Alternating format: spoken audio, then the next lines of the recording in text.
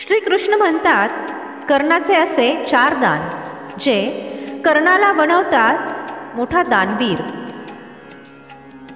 महाभारताच्या कहाणीमध्ये बरेचसे असे पात्र आहेत ज्यांची कुरुक्षेत्राच्या युद्धामध्ये खूप महत्त्वपूर्ण भूमिका होती.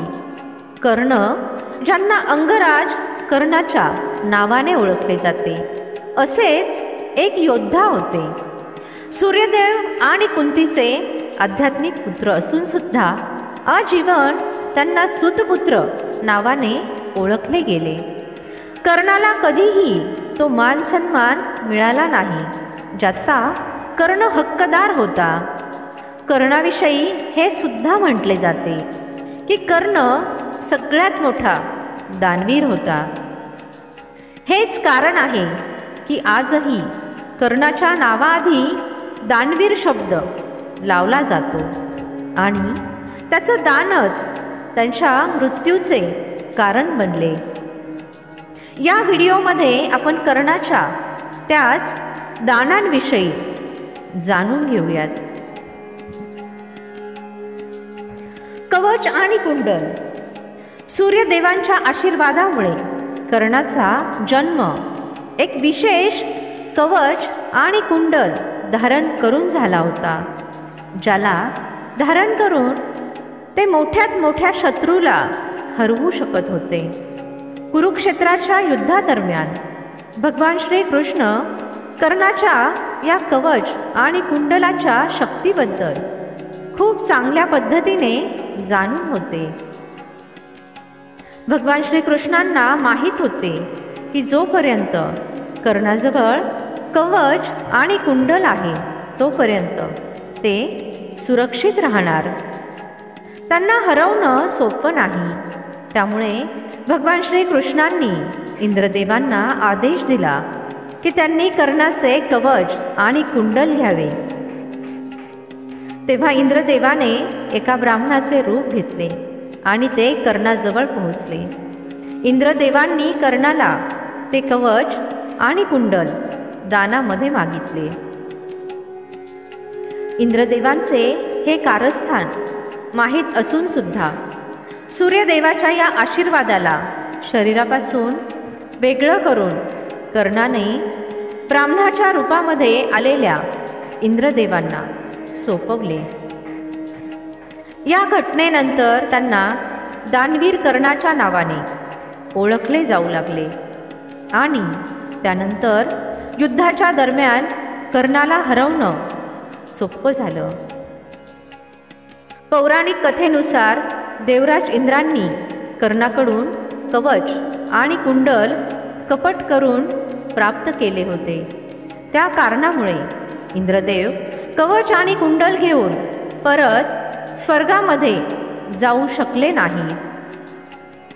त्यांनी ते समुद्र किनाऱ्याजवळच लपवले आणि चंद्रदेवांनी ते लपवताना पाहिले होते. मग ते सुद्धा कवच कुंडल प्राप्त करण्याच्या शर्यतीमध्ये सामील झाले. तेव्हा समुद्रदेव त्यांना कवच आणि कुंडल घेऊन जाण्यापासून थांबवतात आणि तेव्हापासून आजपर्यंत सूर्यदेव आणि समुद्रदेव त्या अद्भुत कवच आणि कुंडलाचे रक्षण करतात. असं म्हटलं जातं की कवच कुंडल पुरीच्या जवळ समुद्र किनाऱ्याजवळ सापडलं आहे. आजपर्यंत कोणीही त्याच्यापर्यंत पोहोचू शकले नाही. दुसऱ्या कथेनुसार जेव्हा देवराज इंद्र कवच आणि कुंडल घेऊन जात होते तेव्हा एक आकाशवाणी झाली होती. हे इंद्र, तुम्ही मोठे पाप केले आहे.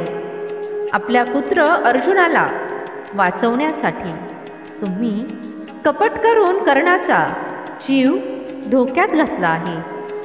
आता तू तुझ्या रथाबरोबर धरतीमध्ये सामावला जाशील. इंद्र या अडचणींपासून वाचण्यासाठी कर्णाला वज्ररूपी शक्ती देतात आणि म्हणतात की तू या वज्ररूपी शक्तीला ज्याच्यावर चालवशील तो याच्या प्रभावापासून वाचू शकणार नाही, पण याचा वापर तू फक्त एकदाच करू शकतो. आणि ही शक्ती कर्णाला अर्जुनावर वापरायची होती, पण असे होऊ शकले नाही आणि कर्णाला ही शक्ती घटोत्कचवर वापरावी लागली. कुंती वचन. कर्णाला हे माहीत होते की कुंती त्याची माता आहे, त्यामुळे कर्णाच्या मनामध्ये कुंतीविषयी नेहमीच खूप आदर होता. ही गोष्ट कुंतीला सुद्धा चांगलीच माहीत होती. महाभारताचे युद्ध सुरू होण्यापूर्वी कुंती कर्णाला भेटायला जाते आणि कर्णाला म्हणते की कर्णाने पांडवांच्या बाजूने युद्ध करावे, पण कर्ण नकार देतो. कर्ण म्हणतो की दुर्योधनाचा विश्वासघात मी करू शकत नाही. तेव्हा माता कुंती कर्णाकडून एक वचन घेते आणि म्हणते की तू तुझ्या भावांचा वध करू नको. यावर कर्ण माता कुंतीला वचन देतात की माते, तुमच्या आशीर्वादामुळे आजपर्यंत माझ्याकडून कोणीही रिकाम्या हाताने गेले नाही आणि तुम्ही तर माझी आई आहे, त्यामुळे मी वचन देतो की अर्जुन व्यतिरिक्त कोणावरही अस्त्र आणि शस्त्रांचा प्रयोग मी करणार नाही. यौवनदान. एक वेळची गोष्ट आहे की दुर्योधनाच्या महलामध्ये भगवान नारायण याचकाचे रूप घेऊन आले आणि दुर्योधनाकडे भिक्षा मागू लागले. तेव्हा दुर्योधनाने सोनं नाणं धन देऊन याचकाचा सन्मान करण्याचा प्रयत्न केला. तेव्हा याचकाने सांगितले, मला हे काहीही नको. दुर्योधनाने आश्चर्यचकित होऊन विचारले, मग तुम्ही कसे येणे केले? तेव्हा याचक म्हणाला, मी माझ्या वृद्ध अवस्थेमुळे दुःखी आहे. मला 4 धामांची यात्रा करायची आहे, जी युवा अवस्थेतील शरीराशिवाय संभव नाही. त्यामुळे तुम्हाला मला काही दान द्यायचे असेल तर यौवन दान द्या. दुर्योधन म्हणाला, माझ्या यौवनावर माझ्या पत्नीचा अधिकार आहे, मी तिला विचारून येतो. तुमची आज्ञा असेल तर मी तिला विचारून येतो. याचकाने मान हलवली. दुर्योधन आतमध्ये गेला आणि तोंड पाडून बाहेर आला. याचकाने दुर्योधनाला विचारले नाही. त्यांना स्वतःला समजले आणि ते तिथून निघून गेले. याचकाने विचार केला, आता महादानी कर्णाकडे जाऊ. कर्णाच्या दारात पोहोचून याचकाने पुन्हा हाक मारली, भिक्षाम देही. कर्ण लगेच राजद्वारावर येऊन उभे राहिले आणि म्हणाले, मी तुमची काय मदत करू? याचकाने दुर्योधनाला जे मागितले होते तेच कर्णाला सुद्धा मागितले. कर्णाने याचकाला वाट पाहायला सांगून आपल्या पत्नीबरोबर चर्चा करण्यासाठी आत गेले, पण कर्णाच्या पत्नीने कोणताही विरोध केला नाही. तेव्हा ती म्हणाली, महाराज, दानवीराला दान देण्यासाठी कोणाला विचारण्याची गरज कधीपासून पडली? तुम्ही त्या याचकाला निसंकोच यौवन दान करा. त्यावेळी कर्णाने एक क्षणाचाही उशीर न करता यौवनदानाची घोषणा केली. तेव्हा तिथे याचकाच्या शरीरामधून भगवान विष्णू प्रकट झाले, जे दोघांचीही परीक्षा घेण्यासाठी गेले होते. सोन्याचे दात. महाभारतातील त्यावेळची गोष्ट आहे, जेव्हा महाभारताचे भयंकर युद्ध समाप्तीकडे गेले होते. जेव्हा महारथी कर्ण जखमी होऊन त्यांच्या मृत्यूची वाट पाहत होते, तेव्हा पांडव कर्णाच्या मरणाचा आनंद साजरा करत होते. तेव्हा अर्जुनाने भगवान श्रीकृष्णांना म्हटले, तुम्ही ज्याला दानवीर म्हणत होते तो तर मारला गेला आहे. अर्जुनाचे अशा प्रकारचे बोलणे ऐकून भगवान श्रीकृष्णांना समजले की अर्जुनामध्ये पुन्हा गर्व आला आहे. भगवान श्रीकृष्णांनी अर्जुनाला म्हटले की कर्ण दानवीर नाही तर महादानी आहे. त्याच्या वेळेमध्ये त्याच्यासारखा दानवीर कोणीही नाही. अर्जुनाच्या मनामध्ये अहंकार होता. त्यामुळे भगवान श्रीकृष्णांचे बोलणे ऐकून अर्जुनाला खूप वाईट वाटले आणि अर्जुन म्हणाला, हे केशव, जर तुम्हाला वाटत असेल की कर्ण महादानी आहे तर तुम्ही ते सिद्ध करा. त्यावर भगवान श्रीकृष्ण म्हणाले, कर्ण महादानी आहे आणि ही गोष्ट सिद्ध कर्ण स्वतः करेल, जरीही ते मृत्यूच्या खूप जवळ आहे. एवढं बोलून भगवान श्रीकृष्णांनी ब्राह्मणाचं रूप धारण केलं आणि ते कर्णाजवळ गेले. जसे कर्णाने ब्राह्मणाच्या वेशामध्ये श्रीकृष्णांना पाहिले तेव्हा त्यांना प्रणाम केला आणि मग ब्राह्मण देवाला येण्याचे कारण विचारले. ब्राह्मणाचा वेश घेतलेले श्रीकृष्ण म्हणाले, हे कर्ण, मी आलो होतो तुला काहीतरी मागण्यासाठी, पण तुझी अवस्था पाहून मला तर तुझ्यावर दया येत आहे, त्यामुळे मी इथून जात आहे. मला तुला काहीही मागायचे नाही. तेव्हा कर्ण म्हणाला, माझी ही अवस्था माझा प्रारब्ध आहे आणि तुम्ही ब्राह्मण माझ्यासमोर उपस्थित आहे. तुम्हाला दान देणं माझा धर्म आहे, त्यामुळे तुम्हाला काय पाहिजे ते मला सांगा.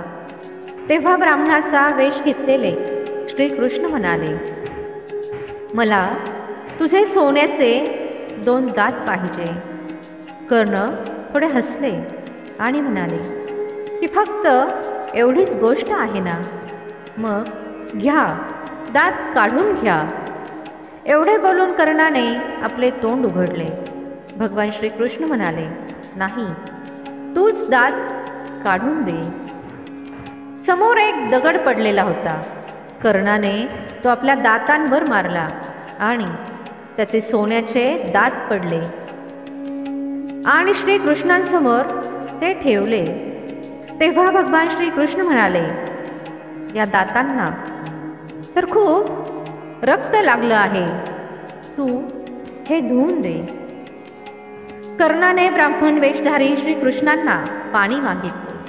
तेव्हा श्रीकृष्ण म्हणाले, नाही, मी तुझी काहीही मदत करू शकत नाही. हे सगळं तुलाच करावं लागेल. कर्णाच्या समोर धनुष्यबाण ठेवलेले होते. कर्णाने रांगत रांगत जाऊन धनुष्यबाण उचलला आणि धरतीवर बाण मारला. तेव्हा तिथे पाणी आले आणि कर्णाने ते सोन्याचे दात धुवून श्रीकृष्णांना दिले. त्यानंतर ब्राह्मण रूपातील भगवान श्रीकृष्ण त्यांच्या मूळ रूपात आले आणि कर्णाला म्हणाले, हे कुंतीपुत्र, मी तुझी परीक्षा घेत होतो की तू या अवस्थेमध्ये सुद्धा तुझा दान देण्याचा धर्म पाळतो की नाही. ही घटना अर्जुनासमोर घडत होती आणि अर्जुनाला आपल्या विचारांची लाज वाटली. तेव्हा भगवान श्रीकृष्ण अर्जुनाला म्हणाले, आता तर मांडलं ना, कर्ण दानी नाही तर महादानी आहे.